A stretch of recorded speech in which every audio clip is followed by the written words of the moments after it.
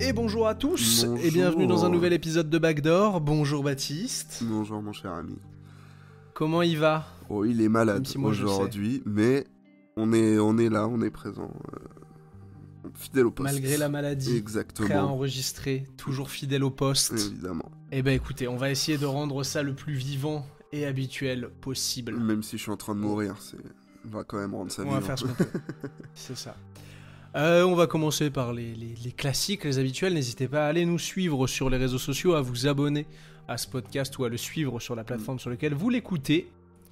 On fait un bisou aux gens qui sont sur YouTube et qui sont, mine de rien, de plus en plus nombreux. On vous fait des gros poutous. Donc, on vous fait des poutous aux gens de YouTube Podcast. Je me permets, avant de démarrer et de vous parler du sujet, une petite promo. Sachez que votre hôte, le deuxième du binôme, a sorti un autre podcast où je parle plus musique. Donc je vous invite à aller suivre ça. Ça s'appelle RoRaf Podcast. Vous aurez le lien en description de l'épisode. Parce qu'en fait, je lui conviens. Je te conviens plus en fait. Je te suffis plus. Non, tu n'es pas assez pour moi. Non, allez, trêve de plaisanterie, rentrons dans le vif du sujet. Aujourd'hui, nous allons parler de Trash Talk. On les embrasse. Merci. On les embrasse, mais on va merci pas parler pour du les média. Travaux à eux d'ailleurs. Oui, merci beaucoup pour les travaux, Bastien, Alex. J'ai oublié le nom du troisième derrière la caméra. Léonce. Léonce, Le et à MVP. tous les autres gars de la rédac. Mm. Merci de nous avoir permis, nous, quand on était jeunes, d'avoir un tel accès au sport. Mais aujourd'hui, on ne parlera pas de vous. Si ce n'est du nom. Non, aujourd'hui. Eh oui, on va parler effectivement du nom. Il y a un petit clin d'œil, vous allez voir un moment dans l'épisode. Oh. Non, aujourd'hui, nous allons parler du trash talking, le sport. Je Je sais. Tu le sais, mais nos auditeurs ne le savent pas, Baptiste, que le trash talk est quelque chose que j'apprécie tout particulièrement. Ah bah ça, je me souviens des entraînements qu'on faisait ensemble, où disons qu'on avait tous les deux notre langue bien pendue quand on se faisait des 1 contre 1. Ouais. Et je t'ai... Alors, pareil, genre, je sais que je suis plus un shit talker qu'un trash talker, C'est sûr. parce que j'ai pas tant de niveau que ça pour me permettre de trash talker efficacement, on va dire, vous allez le voir plus tard. Mais oui, on parlait beaucoup, et j'ai toujours beaucoup parlé, et j'ai toujours adoré ça. Donc... rentrons là-dedans et rendons hommage à la seule pratique finalement où j'étais vraiment bon au basket. C'est dommage. Non, si t'applaudissais Eh oui. super bien quand t'étais sur le banc. Allez, va te faire foutre. Le trash talking, d'où qu'est-ce que ça vient? Eh ben, ça vient d'une pratique finalement vieille comme le monde. Hein. Je pense que les gens se sont toujours chambrés, Oui, se plus ou sont moins. toujours envoyés des fions. Plus sérieusement, le trash talking comme on le connaît aujourd'hui, il trouve son origine dans un concept plus ancien qui s'appelle le signifying. Mhm. Le signifying, c'est une tradition d'origine afro-américaine qui émerge de la culture afro-américaine qui a été opprimée par l'esclavage. Ok. Comme ça vous pose des bases du contexte dans lequel ça intervient. Ça s'est bien évidemment transmis, et c'est une stratégie verbale qui exploite le gap entre le sens premier d'un terme et son sens figuré. L'exemple même, ça pourrait être d'insulter quelqu'un pour lui dire qu'on l'aime, mais si vous voulez comprendre encore plus vite que ça, si je regarde Baptiste et que je lui dis qu'il a pas toutes ses minutes de cuisson, c'est une forme de signifying. Pas sympa. Pas sympa, mais vous avez compris la vanne. Hein. Baptiste n'étant bien évidemment pas une pâte, il n'a pas à passer dans l'eau bouillante. Ouais, et bah, jokes on you, je suis en fait un macaroni. Je te l'avais jamais dit, mais voilà. Ce concept, il a été théorisé par monsieur Henry Louis Gates Jr., donc c'est un auteur afro-américain. Il va en parler pour la première fois dans The Signifying Monkey, qui sort en 1988, c'est un livre, et lui, il définit ça vraiment comme une figure de style qui s'appuie sur l'usage d'autres figures de style plus rhétoriques, comme la métaphore, l'hyperbole, l'ironie et bien d'autres. Mhm. Je vais pas toutes vous les faire, hein, j'ai pas fait bac L, désolé. Pour son usage bien plus basket, on peut faire tout simplement une simple corrélation. Comme je disais, ça naît dans la culture afro-américaine. Et la fréquentation à la base des playgrounds, parce que pour beaucoup de gens, et dans le conscient commun, on va dire, le trash talk naît sur les playgrounds américains, et ben, ils ont tout simplement été majoritairement fréquentés à une époque par la communauté noire américaine. Ces derniers avec cette culture-là. Et elle s'est développée, transmise dans les playgrounds pour devenir un petit peu plus le trash talk qu'on connaît aujourd'hui. Finalement, à la manière de ce que seront plus tard et dans d'autres cas les phénomènes des crossovers ou des shorts larges. C'est la rue, c'est les stars qui grandissent dans ces playgrounds et qui vont prendre ces codes-là et puis qui vont faire carrière, les emmener avec eux dans le basket universitaire, puis dans le basket professionnel. L'un des meilleurs exemples de ça, c'est Monsieur Dr. J, connu pour venir des playgrounds de New York et particulièrement du Rucker Park, si je dis pas de bêtises, Oui. qui va devenir, vous le savez certainement, une superstar en ABA puis en NBA et qui est considéré comme l'un des premiers trash talkers notoires que la balle orange ait connu. Voilà un petit peu pour le rapide historique. Vous allez me dire, c'est super, mais du coup, à quoi ça sert de trash talker? Bon, je pense que personne ne dit ça parce que tout le monde sait à quoi ça sert. C'est super, mais à quoi ça sert de trash talker? Merci Baptiste. Ça me fait plaisir, toujours là pour les passes. Le but premier du trash talking, c'est de vous permettre de prendre un avantage psychologique sur votre adversaire. Et vous allez peut-être me répondre, oui mais qui suis au-dessus, j'ai pas besoin, le jeu va parler pour moi. J'ai la flemme de répéter. C'est très bien, merci. Je reprends mon exemple, je n'étais absolument pas au-dessus, donc j'avais besoin du trash talking si je voulais espérer que le mec en face de moi descende. Et comme je l'ai marqué dans mes notes, si vous n'êtes pas Jordan, LeBron ou Curry, il y a peu de gens qui peuvent se vanter d'être vraiment au-dessus du lot. C'est pas faux, je marque un point là-dessus. C'est pas faux, hein. Ça permet donc aux joueurs moins forts de pouvoir reach ces stars un petit peu, d'instaurer un doute, ou même juste de casser une zone. L'exemple de ça, c'est lors des playoffs 2006, vous avez Minnesota qui va affronter Denver, et Carmelo Anthony est très très bon sur le game 1, et avant le game 2, KG, trash talker notoire, pas toujours de bon goût, mais notoire, oui, va faire des petits commentaires à Carmelo avant le match sur sa copine de l'époque.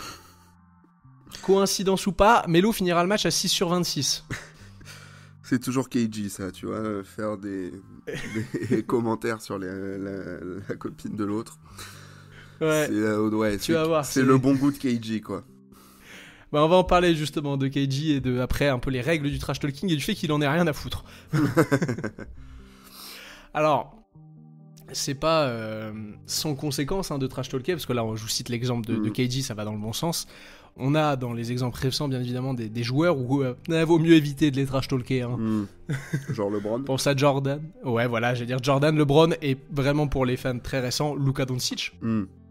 Qui est le joueur actuel de la ligue qu'il ne faut pas trash talker. Oui, c'est sûr. Demandez aux fans de Minnesota. Dernière catégorie de trash talk dont j'aimerais parler, on en a parlé un petit peu en préambule, ce qu'on faisait nous à l'entraînement, ce que moi j'appelle le bro trash talk. Où quand vous avez une connaissance, vous affrontez, que ce soit en match ou à l'entraînement, vous partagez un lien fort, vous vous connaissez par cœur, et là en fait le fait de se parler, le fait de s'envenimer, ça crée une émulsion positive, qu'on le veuille ou non. Parce que ça vient augmenter le niveau d'intensité. C'est sûr, c'est pour ça qu'on se trash talkait tout le temps, nous deux, quand on jouait ensemble. Ah bah oui, c'est parce qu'au moins ça nous c'est très con, et alors peut-être, je sais que les femmes trash talk énormément aussi, mais j'allais dire cette réaction est peut-être encore plus masculine, mais finalement non, parce que c'est l'ego du compétiteur tout simplement, qui vient parler, qui vient répondre. Ouais, c'est ça, puis t'as aussi le concours de qui est la plus grosse, quoi. En gros. Ah bah tout simplement. Tout bonnement. Et qui a la plus grosse ou les plus grosses 1. Ouais. J'ai censuré le mot sang, je sais pas pourquoi, désolé. Wow. Revenons un peu plus sur le sujet. On ne trash talk pas n'importe comment, mesdames et messieurs. C'est un art qui a ses codes, qui a ses règles, qui a des frontières certes fines, mais qui vaut mieux ne pas dépasser. La première règle, non écrite bien évidemment, du trash talk, c'est que ce qui se passe sur le terrain reste sur le terrain. Je reprends notre exemple avec Baptiste où on était à l'entraînement. Si on s'en était voulu pour tout ce qu'on s'était dit, croyez-moi bien que ce podcast n'aurait jamais vu le jour. Ouais, je pense qu'on se serait plus jamais parlé à la sortie du premier entraînement. Il y aurait eu un mort hein. sur le terrain, je pense. Ouais. Steph Curry, l'illustre assez bien en disant le trash talk fait partie du jeu. Tu dois être capable de le donner, mais aussi de le recevoir. Donc ça va dans ce sens. La deuxième règle, je vais vous l'expliquer avec les mots de Klay Thompson. La seule fois où cela franchit la ligne, c'est quand vous attaquez la famille, que vous parlez d'ethnie ou du genre de la personne. Troisième règle, vous ne devez pas répondre à du trash talking en perdant le contrôle et en devenant physiquement ou verbalement trop menaçant pour votre adversaire. On ne met pas une droite à quelqu'un qui vous a dit que vous n'étiez pas le tir qui touche le plus le cercle. D'accord ? On est clair là-dessus. Vous le regardez droit dans les yeux, vous tirez, vous mettez un switch et vous lui dites comment ça mon ref ? Et vous faites un shoot, exactement. Voilà, tu vois. Vous répondez sur le terrain. La quatrième règle, Elle est vraiment purement NBA, puisqu'en fait, je ne savais pas, et pareil, c'est non écrit, alors c'est pas toujours respecté, mais les rookies ne sont techniquement pas autorisés à trash-talker, et c'est vice-versa. C'est-à-dire que les rookies n'ont pas à trash-talker les anciens, et les anciens n'ont pas à trash-talker les rookies. Bon, comme je disais, pas la règle la plus suivie. Ouais, pas sûr qu'elle soit très respectée, celle-là. Non, celle-là, peut-être qu'elle se fait un peu passer dessus. Mais en vrai, un peu toutes les autres, hein. On a tous des exemples où les règles ont été franchies. Et dernière règle, on garde le trash talk clean, pas d'insultes trop violentes, pas de choses trop personnelles, pas d'insultes racistes bien évidemment. Je finis en reprenant les propos de Steph, et ça a complété la citation du début. On ne veut pas voir le trash talking franchir la ligne et devenir personnel, parce que le basketball n'est pas quelque chose d'assez sérieux pour justifier un manque de respect. Et on est bien d'accord avec ça, je pense, bien Baptiste. Sûr. Le but, c'est simplement des vannes pour déstabiliser ton adversaire, en gros. C'est ça, on vanne. Évidemment. De la bonne boutade comme on les aime. Maintenant que je vous ai dit tout ça, qu'on a parlé du trash talking, de son origine, dans quoi il consiste et de ses règles, on va partir à l'époque de la NBA, où tout ça on s'en branle. Les années 80-90. On en a parlé un petit peu dans l'épisode. Enfin, dans les épisodes qui sont sortis les semaines précédentes, où Baptiste vous parlait de l'histoire de la NBA. Alors là, ici, pas question de reparler de sucre glace et de brocoli. Vous irez écouter les épisodes si vous voulez cette vanne. En 70, c'était un énorme bordel. En 80, la NBA lisse le produit, mais pas les propos des joueurs. Et l'un des personnages phares du trash talking des années 80, c'est un joueur qui paradoxalement n'est pas du tout issu de la culture du signifying, c'est Monsieur Larry Bird. Bird, il parlait tout le temps. Mais Bird, il était déjà une forme de gentleman du trash talking. Il y avait peu d'insultes avec Bird, il y avait peu d'attaques personnelles. Non, Bird, il venait prendre une assise psychologique en faisant ce qui fait pour moi la quintessence du trash talking, c'est-à-dire commenter à ton adversaire le jeu, à quel point tu le maîtrises et à quel point il va rien faire. Est-ce que j'imagine que tu vas probablement la dire après, mais... T'es fait une magnifique passe D tout seul. Va finir au but. Ok, le meilleur exemple de Larry Bird, du trash talking de Larry Bird, c'est quand il arrive au concours de 3 points de je sais plus quelle année, qui a tous les adversaires en face de lui qui dit « Bon, c'est lequel de vous qui va finir deuxième ?» Voilà. Et qu'après, il va faire le concours de 3 points en gardant son surmaillot. Et qui gagne. Surtout. Et qui gagne, oui. C'est surtout ça. Oh, quel trash talker de légende, ça. C'est ça. Et voilà ce qui fait pour moi que Bird est considéré comme le meilleur de tous les temps, c'est que c'est vraiment purement du basket. Bird, c'était le genre de gars, avant le match, il demande c'est quoi le record de points de la salle, et qui le bat après, pendant le match, tu vois. Exactement. Mais allez regarder l'épisode de l'Oiseau et de la Magie si vous voulez en savoir plus. Alors on parle de la relation Bird-Magic, mais il y a une belle diagonale de Baptiste sur Larry Bird. Ouais. Évidemment. Je vais citer encore quelques anecdotes parce que c'était ce que je comptais faire un petit peu, parce que c'est ce qu'on aime finalement dans ce podcast. Fais donc. Anecdote où le trash talking ne lui a pas permis de se faire que des amis, et l'une des règles que j'ai citées précédemment a été franchie, puisque contre les 76ers, Bird, il va trash talker Dr. J, il va appuyer ses propos avec 42 points, et tout simplement, Julius va péter un plomb et le démarrer. Ok. Voilà. Faites attention. Il y a des fois où en face ça pète un plomb. Après, il était juste trop fort aussi, quoi. Donc t'avais cette frustration-là, plus le trash talking, le Dr. J, bon, il y a le sang chaud, quoi. Ah bah oui. Mais après, encore une fois, c'est un débat qu'on pourrait avoir et qu'on n'aura peut-être pas directement dans cet épisode, mais pour moi, c'est la preuve que t'as gagné. Ouais, voilà, littéralement. Quand le mec en face pète l'une des règles qu'on connaît tous indirectement, c'est que t'as gagné. C'est vraiment que là, t'as 600 mètres carrés dans sa tête. Ah, t'as un et puis palace piscine, dans son cours crâne. de golf. Ah bah ouais. Un palace dans le crâne. Ouais, vraiment. Dans les autres anecdotes de Bird qu'on peut citer, il y a l'anecdote avec Xavier McDaniel, où il arrive au début du match, il met son premier panier, il le regarde, il dit 42. Il met le deuxième, il dit 41. Et ainsi de suite, jusqu'à 0. Et tout le match, il lui a décompté le nombre de points qu'il allait mettre. Ça, c'est tellement exceptionnel. Ça, c'est l'insolence pure. Ah ouais, c'est ça. Et il y a qu'un seul autre joueur, on va en parler après, qui l'a refait. Ouais, c'est ouf. C'est assez ouf. C'est incroyable. Dernière petite anecdote dans ce genre-là avec Dennis Rodman, on a fait un épisode aussi, allez le voir, où tout simplement il va prendre un jumper sur le côté, Bird, le mettre sur la tête de Rodman, se retourner vers Chuck Daly et lui dire mais il peut pas me défendre.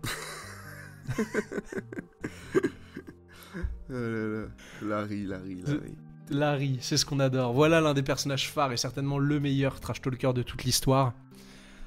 glissons des années 80 vers les années 90. On va citer des nouveaux personnages et on va aller tunneler sur l'un des gros des années 90. On va d'abord parler tranquillement du deuxième meilleur joueur de tous les temps, Michael Jordan. Oui, magnifique. Celle-là, elle est pour le référencement. Oui, Michael Jordan est bien le deuxième meilleur joueur de tous les temps. Nous sommes bien d'accord avec ça. Sans aucun débat. Le trash talking, c'est une part importante du jeu de Jordan, puisque à la manière d'un Larry Bird, il l'utilise pour rentrer encore plus dans sa zone finalement. Ça lui permet d'avoir une assise sur ses adversaires, mais ça lui permet lui aussi de se build up. Là où il excellait, peut-être encore plus que dans ce qu'il disait, c'était dans ses réponses. On l'a cité au tout début, c'est le premier nom que tu m'as cité, c'est qu'il ne faut pas parler à Jordan. Bah oui. L'exemple même, 1989, Game 5 du premier tour des playoffs de la conférence Est, Cavs Bulls, Craig Hello, au début du match, qui va voir Jordan à un temps mort, et qui lui dit « Monsieur Jordan, je ne peux pas vous laisser marquer. Résultat, the shot dans ta gueule. » C'est ça. Ça, c'est une belle réponse de trash talking. Les plus mythiques de l'histoire. Voilà. Je ne peux pas vous laisser scorer, excuse-moi. Bam. J'en ai rien à foutre. Non, mais la meilleure de Jordan pour moi, c'est quand t'as au All-Star Game Mutombo qui dit « Mais tu m'as jamais dunké dessus. » Prochain match qu'ils font ensemble, Jordan qui lui envoie un giga tomard sur le coin du nez et qui après se retourne vers lui et qui lui fait le non avec le doigt là. Ah, c'est exceptionnel. Mais c'est parfait, tu as glissé naturellement sur la prochaine anecdote. Je m'en doutais que t'allais parler de celle-là. Ouais, j'en avais une deuxième petite avec Mutombo. C'est quand Jordan brise la règle dont trash talk pas un rookie, qu'il est au lancer franc, qu'il regarde et qu'il fait $25,000 que je le mets les yeux fermés. Il le met les yeux fermés. Alors ça a plus à voir avec le côté addict au pari de Jordan, je pense, tu vois. Ouais, mais c'est quand même une belle forme de trash talking. Hein. C'est sûr. C'est quand même bien sympa. Et j'en parlais du coup, il a fait comme Bird, Jordan, puisqu'il l'a fait à Nick Anderson. Oui. Où il est arrivé au début du match, il lui a dit 40 et puis il a décompté. Franchement, c'est magnifique. J'aurais aimé avoir ce niveau de basket pour appuyer mon trash talking, j'aurais été injouable. T'aurais été insupportable surtout. Enfin, tu l'étais déjà, mais encore plus. Franchement, si un jour avec Backdoor on arrive à aller loin et qu'on fait un basket un jour avec des gens de la commu, ne venez pas. Ou ne m'en voulez pas de ce qui va se passer dans le match. C'est plutôt ça. C'est-à-dire que toi tu parleras, moi je marquerai les points, quoi. C'est ça. Je suis Robert Sacré, c'est terrible. Ouais. Bref, on va citer d'autres noms des années 90 où je vais vraiment pas m'attarder dessus. Charles Barkley. Alors, je suis pas fan du trash talking de Barkley parce que c'est vraiment de l'insulte pure. Et il y a du petit pétage de plomb, hein, pour ceux qui veulent aller regarder le moment où il a craché sur une petite fille. C'est pas ce qu'il y a de plus dingue. Après, t'as eu 2-3 vannes marrantes, genre la pression, c'est ce qu'on met dans les pneus. Ou bien évidemment. Le fameux Dieu veut nous voir gagner ses finales. Oui. c'est aussi ce qui fait que Barkley est cité dans les meilleurs trash talkers, c'est qu'il fait partie de... C'est vrai que j'en ai pas parlé, mais les bons trash talkers sont des gens qui trash talk avant, quand ils sont pas forcément en position de supériorité. Exactement. C'est là où on voit les grands. Pour reprendre les propos de Luka, everybody act tough when they up. Exactement. SO Devin Booker. Exactement. On va faire un petit SO à quelqu'un que j'aime pas parce qu'il a martyrisé ma franchise, mais Reggie Miller. Allez voir l'épisode aussi qui lui a été dédié. Il y a aussi le trash talking des gestes, parfois sans parler. Et oui. Ce fameux choke sign envoyé à notre ami Spike Lee. Oh là là, incroyable. Je vous laisse vraiment aller voir l'épisode que Baptiste avait écrit. Oui, sur la famille Miller. De Reggie, c'est ça, et de Cheryl, mais ça vaut le coup, il y a bien plus d'anecdotes, ça vient bien plus en profondeur. Ouais. Non, là, on va attaquer mon petit tunnel. Je veux parler de papa, comme l'appelle Bastien de Trash Talk. Monsieur Gary Payton. Exactement. Et on parle pas du joueur des Warriors actuel, on parle du mec qui joue au Sonics au Ottawa. De son père, littéralement. Exactement. Le gant. Non, si je veux... Le gant, ce glove. Rien à voir avec le trash talking, il défendait juste comme un ouf. Et si je veux tunneler sur lui, c'est parce qu'il va me permettre de parler un peu du revers de bâton que c'est qu'être un trash talker. Pardon, c'est pas facile à dire. Gary Payton, je vais vous la faire simple, c'est un enfant d'Oakland en Californie. Il aura très certainement son épisode bientôt, donc on va pas aborder plus que ça. Ça grandit dans des quartiers très compliqués, donc ça apprend son basket sur des playgrounds, et en fait ça perfectionne sa défense et son jeu tout autant que son trash talking. Ce qui fait que Gary est certainement même l'essence de ce qu'est un trash talker. Puisque vous allez le voir, il ne s'arrêtait pas qu'au terrain, l'ami. Non. Il était presque tout terrain, comme on dit. Ah ouais. Marquage à la culotte. Dans la rue, le mec te suit, c'est un enfer. Ah ouais. Les effets négatifs du trash talking sur Gary vont s'observer alors qu'il est même pas encore en NBA. Puisque les Sonics, à la base, ils sont pas du tout chauds à l'idée de drafter Gary. Notamment à cause de sa réputation, qui le précède, littéralement. Et ça va si loin que pour s'assurer leurs arrières sur le joueur qu'ils aimeraient choisir, ils vont engager un détective privé pour aller creuser dans le passé de Gary et s'assurer qu'il n'y a vraiment aucun problème particulier le concernant. Genre que le mec est pas juste fou. Ah, la dinguerie. Qui est une dinguerie sans nom. Je sais pas si vous vous rendez compte du shitstorm que ça serait aujourd'hui. On va juste vérifier que le mec est pas fou, quoi. Est-ce qu'on se pose vraiment des questions? Il va bien se faire drafter par les Sonics, pas de soucis là-dessus. Les premières années, ça va être compliqué, il va manger sa paire de fautes techniques, le Gary. Les médias, ils l'aiment pas du tout, ça va le qualifier de joueur à problème et de joueur énervé. Et c'est ce qu'il était, finalement. Oui. Ça va même aller assez loin, puisque la Team USA 96, dont Gary Payton fait partie, il n'aurait pu ne pas en faire partie, puisqu'on imagine que les instances certainement refroidies par l'incident Barclay en 92 ne souhaitent vraiment pas prendre un mec qui peut causer des incidents internationaux. I don't know anything about Angola. But Angola is in big trouble. Et ce que j'allais dire, c'est si autant Barclay on peut mettre ça sur le fait de t'es juste con, t'as fait une erreur. Oui. Gary Payton, je pense qu'il volontairement, il déclenche un problème. Ouais, c'est ça. Il va voir les Russes. Il en a rien à foutre. Et là, ça peut mal finir. Il va trash-talker du RSS, il met fin à la guerre froide, mais pas de la bonne manière. Enfin, il reprend la guerre froide plutôt, ce qu'on est en 96. Ouais, c'est ça. Mais comprenez bien un truc. Gary, il en a rien à péter. Il embrasse son identité de trash-talker jusqu'au bout, que ce soit en tant que basketteur ou en tant qu'être humain. Il est conscient lui-même qu'il a besoin de ça pour performer à son plein potentiel. Et finalement, tant mieux, parce que cela, ça va aider à construire sa légende. C'est-à-dire que je pense que si on se souvient aujourd'hui de Gary Payton, c'est pas pour son titre avec le Heat, mais c'est parce qu'il parlait et qu'il défendait comme un ouf. Et ça va aussi permettre de rendre le trash talking un peu mieux apprécié, un peu mieux compris, et de finalement paver la route pour les futures générations de shit talkers. Parce que oui, Gary est certainement plus un shit talker qu'un trash talker. Ouais. Pas se mentir. Oui. Dans ses plus belles anecdotes à Gary, on va retrouver l'anecdote de Shaq au centre commercial. Ouais, je me demandais si t'allais la raconter. Ouais, les deux... Tu vas la raconter? Vas-y, je te la laisse si tu le sens. Non, c'est en gros le gros Shaq qui raconte qu'un jour... qui expliquait que Gary Payton ne s'arrêtait jamais de parler tout le temps, il parlait tout le temps, que ce soit évidemment pendant les matchs, aux entraînements, mais aussi en dehors. Et il raconte qu'un jour, il est au centre commercial, il croise Gary Payton, et Gary Payton qui lui dit, qui lui fait une vanne sur l'entraînement, genre hey, tu te souviens ce flotteur que je t'ai mis, t'as perdu ton short, machin et tout, enfin... Voilà. Gary Payton, du grand Gary. Quoi. Et voilà, c'est insupportable. T'imagines, tu veux faire tes courses, le mec te parle. Ne te lâche jamais en fait. T'es là genre, mais putain, fous-moi la paix. Je veux juste acheter des saucisses. Dans le même genre, il y a l'anecdote de son coéquipier Michael Cage, qui confie que ça s'arrête tellement jamais qu'après un entraînement avec Gary Payton, ce que vous voulez, c'est aller dans une bibliothèque. C'est aller dans un endroit totalement silencieux. Vos oreilles brûlent. Dans mes anecdotes préférées de Gary, il y a l'anecdote aussi avec Pippen, où il va bouffer Pippen mentalement sur un match en lui disant « Mais t'es que le faire-valoir de Jordan, tu vois rien sans lui !» Et peut-être que c'est pour ça que Pippen a aujourd'hui de la rancœur envers Jordan.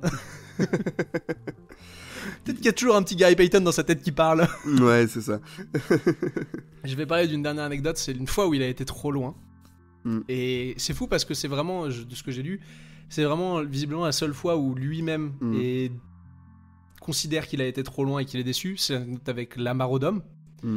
Pour faire assez simple, Lamar Odom est rookie. Donc voilà, Gary entend parler de Lamar, c'est chouette, ils se rencontrent à un moment donné. Et en fait, pendant le match, Gary Payton va trash-talker Lamar Odom sur sa mère. Alors encore une fois, on brise toutes les règles, je dis qu'on était dans les années 90, on s'en branlait. Sauf qu'à la fin du match, il y a l'agent de Lamar qui vient voir Gary et qui lui dit mec, t'as merdé, parce que là, Lamar, il est vraiment mal. Et Gary lui dit mais je m'en fous, c'est du trash talking, qu'est-ce qu'il a, tu vois. Et il dit non, mais en fait, Lamar a perdu sa mère il y a quelque temps. Et en fait, vraiment, il raconte que là, il se dit ok, d'accord, là j'ai été trop loin, j'ai vraiment merdé. Il va dans le vestiaire, il tombe sur un lamarodome en pleurs. Et il dit c'est la seule fois où je me suis excusé auprès d'un mec où je me sentais réellement mal de ce que j'avais fait. Tu m'étonnes. En même temps, c'est logique, quelque part. Ça devait forcément arriver. À force de parler à tout le monde et de dire n'importe quoi, tu finis forcément par dire une dinguerie. Ouais, c'est pour ça que ne le rendez pas personnel, le trash talking. Trashez le mec sur ce que vous voulez, sur sa coupe de cheveux, sa barbe, son shoot, sa dégaine, peu importe. Et n'allez pas dans le personnel, on sait jamais ce qui s'y passe. C'est sûr. Fini de parler des joueurs, on va maintenant se pencher du côté de la ligue, un petit peu, des instances. Les premières actions que la Ligue va vraiment mener, c'est dans les années 90, puisque comme je vous ai montré, c'était un joyeux bordel. Et qu'en plus, à la fin des années 90, il y a un mec qui arrive et qui est pareil, qui s'appelle Allen Iverson. Qui est pas mauvais. Qui est pas mauvais dans le domaine. La Ligue elle commence en fait d'abord par durcir ses sanctions à l'encontre des bagarres et des incidents, parce que ça rend mal à l'écran. Et vous allez comprendre que cette notion de mal à l'écran, elle est primordiale pour comprendre le traitement du trash talking et même aujourd'hui le traitement de beaucoup d'actions au basket. C'est tout simplement une raison business, puisqu'à l'époque on a l'explosion de la couverture de la NBA et des droits TV. Encore une fois, allez voir l'épisode de la partie 2 sur la NBA. Et cette dernière, elle a peur de son audience. Audience bien évidemment à dominante blanche et qui n'accepte pas vraiment cette culture issue des playgrounds et des communautés noires. Le racisme. C'est ce que j'allais dire, on a beau être dans les années 90, croyez pas que la ségrégation va s'arrêter tout de suite. Le vice-président des opérations de l'époque de la NBA, monsieur Rod Thorne, il dira « Avant, c'était possible que deux joueurs se parlent, et si vous étiez au premier rang, vous pouviez éventuellement entendre ce qui se disait. Mais maintenant, les gars se confrontent en tête-à-tête, coucou Gary Payton et Jordan, et même du dernier rang, vous pouvez voir ce qu'il se passe. » Voilà pourquoi Thorne explique que c'est pour ça que la Ligue a été poussée à agir. Parce qu'en soi, je pense que vraiment, ils s'en branlent que les joueurs se parlent. Mais il faut pas que ça rende mal à la télé. C'est ça. On va faire une petite compa. Et je vais m'appuyer sur les propos d'un monsieur, un sociologue, monsieur Elijah Anderson, qui compare le soudain intérêt de la NBA pour le trash talk aux polémiques des années 50 lors de l'émergence d'artistes noirs qui apportaient le rock'n'roll. Et pour le citer, il dit « Ils pensaient, donc les blancs, qu'ils allaient perdre le contrôle de la jeunesse, que les jeunes blancs allaient se tourner vers la musique noire. Et dans ce sens, lui estime que la soudaine pénalisation du trash talking, elle est liée à cette volonté de contrôle sur cette minorité qui est en majorité au sein de la NBA et qui, déplaît aux audiences racistes de la NBA. Parce qu'il y a du monde dans les États du Sud, et pas que dans les États du Sud malheureusement. Dans ce même sens, on a la professeure, madame Teresa Rundelster, qui dit « Le trash talk est lié à ces discussions autour du changement ethnique du basketball. En effet, dans les années 60-70, les discussions autour des nouveaux styles de jeu importés des playgrounds par la communauté noire étaient perçues comme des menaces pour le jeu. Et donc vous imaginez bien que si à la base c'était les crossovers qui cassaient les couilles, quand ça a commencé à s'envoyer des mots doux, ça devait pas non plus être toujours très content. Oui. Vous avez, je pense, un peu avec ça compris la perspective de la Ligue. Il faut protéger le business, il faut protéger mon audimat raciste qui consomme. Toujours pour appuyer ce genre de propos, Madame Runstelder, elle a dit qu'elle avait peur, en fait, que pour elle pouvait définir ça comme une peur de la Ligue, que les audiences soient touchées par une sorte de blackness that's uncontained. J'ai pas réussi à le traduire, mais je pense que vous l'aurez à peu près. Et... Oui, bon, vas-y. J'essayais de le traduire, mais c'est compliqué. C'est pas très traduisible. On n'a pas je pense, d'équivalent français pour déjà pour le mot blackness. Oui, c'est vrai.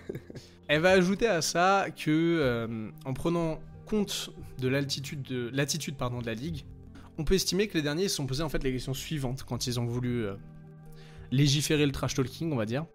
Quel est le futur du basket de la Ligue si elle est infiltrée par cette culture hip-hop noire ? On refait un coucou à Allen Iverson. Et du coup, est-ce que les fans vont toujours regarder ? Vous comprenez ? Est-ce que les racistes vont toujours accepter ? Pour remédier donc à ce pseudo-problème, la Ligue elle va chercher à rendre le jeu plus respectable entre guillemets pour les fans. Cela passe par des sanctions sur les célébrations trop ostentatoires et donc le trash talking. Mais comme on en parlait, pour des joueurs comme Gary qui ont grandi dans le trash talk, qui l'ont perfectionné, c'est pas juste. Parce qu'en fait, ça vient leur supprimer un aspect de leur jeu en légiférant en faveur d'une certaine culture contre une autre.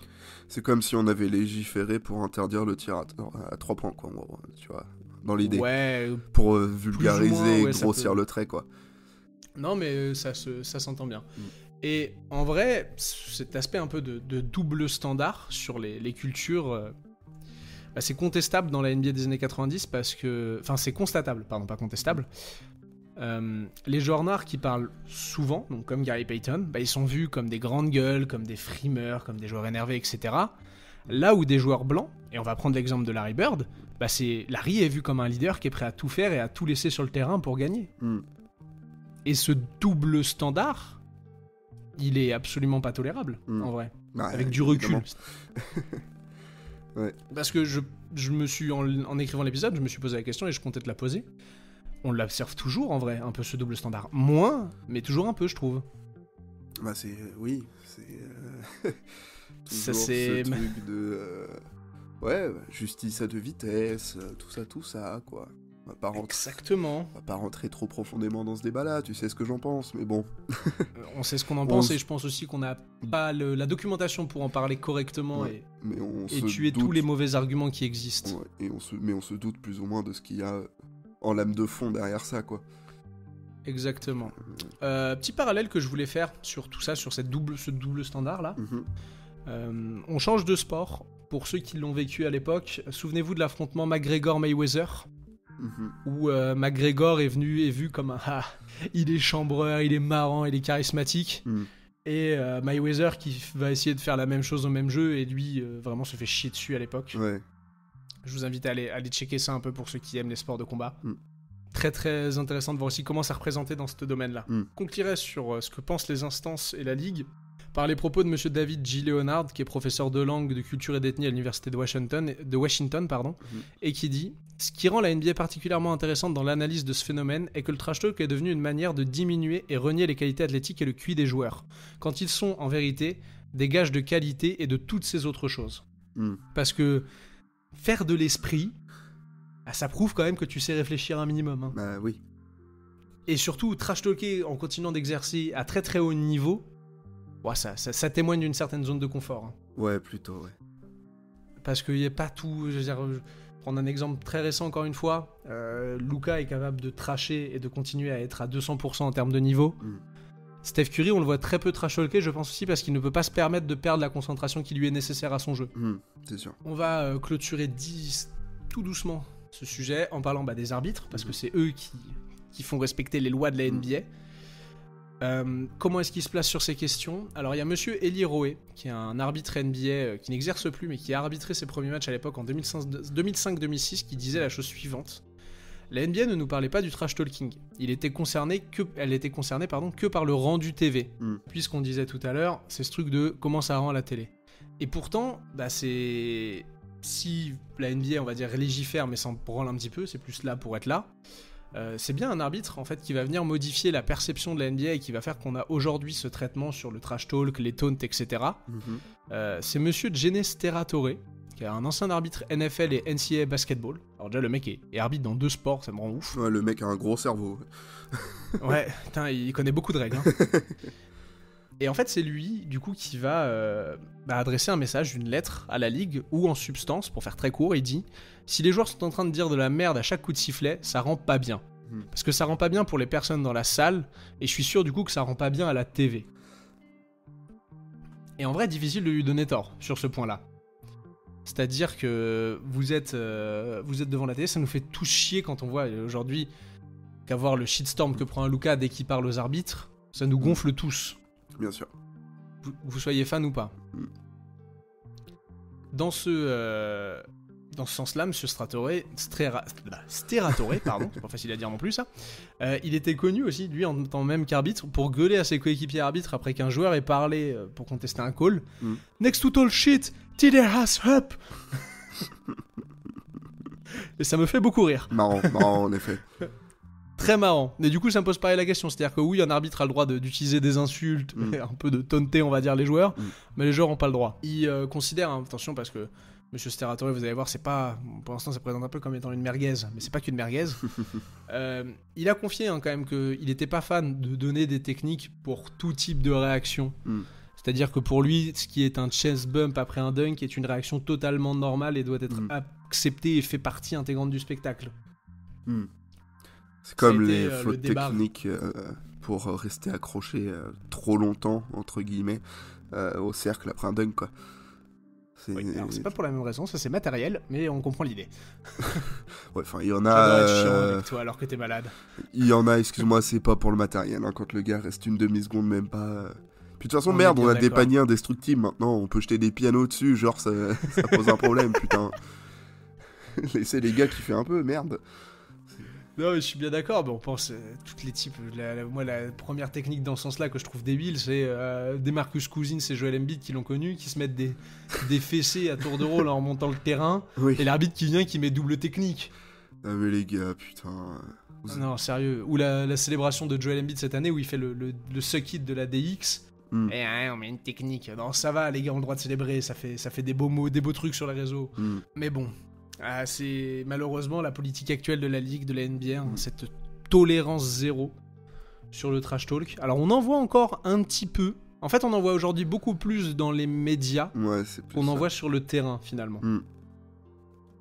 Et encore plus, finalement, pour les joueurs qui ont leurs propres médias. Je pense à Draymond Green, qui, là, peuvent se lâcher parce que, de toute façon, qu'est-ce que tu vas faire? Genre, tu vas mettre une amende, mais tu peux rien faire. C'est mon terrain privé, c'est mon entreprise. Ouais. Shit talker, à mon avis. Voilà, oui, shit talker aussi. Je vais du coup aller dans le sens de la NBA actuelle, puisqu'il y a un arbitre actuel qui a voulu rester anonyme. Je me suis servi d'un papier de JQ majoritairement pour construire ce podcast, qui prend l'exemple justement, on en parlait de Draymond Green. Et il explique que le problème de Draymond, c'est qu'il est très virulent et ça se voit à la caméra. Il vous met dans une situation difficile où vous êtes là. Putain, je dois lui mettre une technique parce que je sais qu'il rend mal devant la salle et devant la TV, alors que vous n'êtes pas forcément contre ce qu'il vient de dire. Et c'est tout ce truc actuel. C'est aussi, ils en parlent un peu, il y a des joueurs, donc Draymond Green, il est très, très démonstratif, mais il prenait par exemple l'exemple de Chris Paul aussi, qui, il paraît, dit de la merde en permanence aux arbitres, mais qui le fait si bien que tu peux pas lui mettre de technique. Et ça n'a rien à voir, mais du coup, dans l'article, il y a le même arbitre qui est interrogé sur Chris Paul et qui dit vous pouvez donner des exemples et dire, etc., si ça peut-être lui a des fois desservi sur des calls, etc. Et le mec a juste répondu venez m'en parler dans 10 ans. Voilà, je laisse tous les théoriciens du complot devenir ouf. J'avoue. Dans 10 ans, sa clause de silence se termine. Eh oui. Et là, attention. On va avoir des sacrées choses. Non, voilà un peu du coup pour le positionnement des arbitres. Et peut-être c'était très rapide, mais je pense que c'est pas besoin de faire très large pour comprendre que ils sont tributaires de ce que demande la NBA. Et qu'ils sont comme nous, en vrai, ils comprennent les trucs, mais qu'ils ont des règles à respecter. Ça va me permettre de conclure sur ça, de rejoindre les mots de monsieur Steratore, parce que je suis d'accord avec ce qu'il va dire, et même si, comme je disais au début, je l'ai présenté peut-être un peu comme une merde, en vrai, il a pas tort sur toute la ligne. Le trash talk est attendu et est une part essentielle du sport, que tout le monde pratique, et les athlètes ne devraient pas prendre personnellement ce qui est dit sur le terrain. On se rejoint ? Oui, plutôt. Tout comme lui, je pense qu'on se rejoindra aussi. On rejette bien évidemment l'idée que les athlètes devraient absolument tout absorber sans ne jamais rien dire. C'est-à-dire qu'on comprend le pétage de plomb. Oui. Tant que c'est pas tout le temps, ça va. Ça reste des êtres humains finalement. Exactement. Et donc pour finir en reprenant de nouveau ces mots, il faut rester loin des choses dont on reste loin dans la vraie vie, notamment les insultes à caractère raciste. Mais je peux vous dire que vous jouez comme une merde et que vous êtes une merde. Ce n'est pas dégradant, c'est sain. Évidemment. Voilà. Franchement, on est d'accord. Hein. Genre, c'est con, mais c'est. Même quand c'est votre adversaire, des fois, je pense qu'on a des exemples, vous avez certainement des exemples aussi, de fois où un adversaire nous a un petit peu rentré dans le lard et ça nous a aidé à nous y remettre. Oui. Évidemment. Et bien voilà, qui conclut cet épisode rapide sur le trash talk, mais il n'y avait pas besoin de faire 107 ans, j'ai essayé d'être concis. Et j'espère que c'était clair. Oui, c'était appris un peu plus. Clair, très intéressant. Écoute, on a passé un bon moment. Et tu as passé un bon moment. Je ne me sens plus malade. Cet épisode m'a guéri carrément. Ouais. C'est magnifique. Comme quoi, trash talker vos amis quand ils sont malades, ça vous sert. Ah putain, le truc horrible. T'imagines, t'as ton pote qui est à l'hôpital, tu vas le voir et tu fais bah alors, on est une merde. Tu vois. J'espère que t'as conscience que c'est vraiment la chose que je vais faire si un jour ça arrive. Ouais, je sais bien, je te connais un peu. Pour preuve, ça m'est arrivé il y a pas longtemps et tu m'as vanné, espèce d'enfoiré. Eh oui. Alors, on est fort en calcul mental. Pour ceux qui l'ont pas, Baptiste avait des calculs rénaux. Voilà, et du coup, ce connard a eu la bonne idée de me demander si j'étais bon en calcul mental. La bonne réponse étant non, parce que j'ai eu 5 sur 20 au bac de maths. Voilà. Et que j'en ai pas refait depuis. Mais non. Bref, sur cet dernier exemple de trash talking, Évidemment. respectez les règles du trash talking, parce que si vous ne les respectez pas, vous êtes juste un connard. Évidemment. Trash talker joyeusement. Et vous verrez que d'accord. quand vous trash talkez bien en suivant les règles, bah c'est juste marrant en vrai. C'est vraiment juste très très marrant. Voilà. Et on fera peut-être un jour, si on a le moyen, un épisode avec... on verra comment ce média grandit, mais... j'aimerais bien avoir des anecdotes de joueurs, genre leur meilleur trash talk en match, ce genre de conneries. Évidemment. Pour être très marrant. Puis on a un qui... On invite. On a un qui écoute par hasard, VD, hein. On Allez-y, invitera, rentrez. Gary Payton. Oh là là. Et Larry Bird. Très bel exemple, son interview avec Trash Talk où il chambre en vrai, même dans l'interview. Mais oui, il chambre tout le temps ce type, c'est aberrant, c'est incroyable. Ah, je l'aime. Il aura son épisode, lui, il le faut. Oh, il aura son épisode très bientôt. Oh, je pense, on petit verra. Spoiler. Peut-être petit foreshadowing, il y aura teasing. peut-être un autre sujet avant, mais on verra.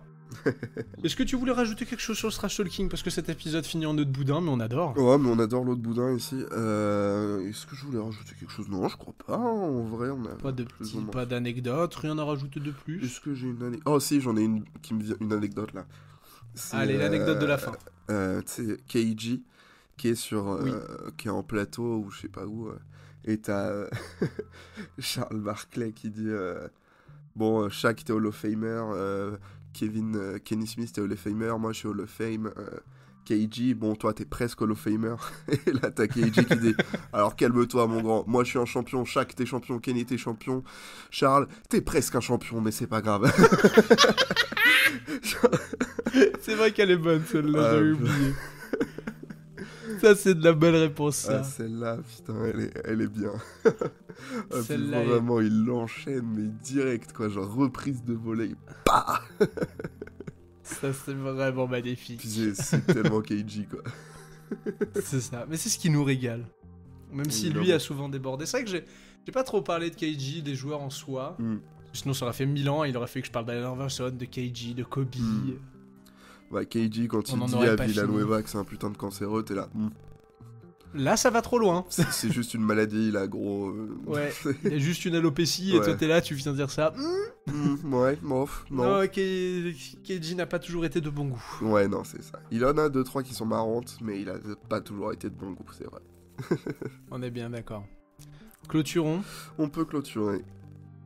Eh bien, on vous invite à vous abonner, à liker, à partager, je sais pas. Faites la propagande. Nous envoyer en DM votre meilleure expérience de trash talk, que si vous en avez envie, ça me fera de la lecture. On va vous faire des gros bisous. On vous embrasse, on vous considère et on vous apprécie. Et exactement. Et on espère que vous serez au rendez-vous du prochain épisode. Oui, à la semaine prochaine. Des bisous. Topette. Topette.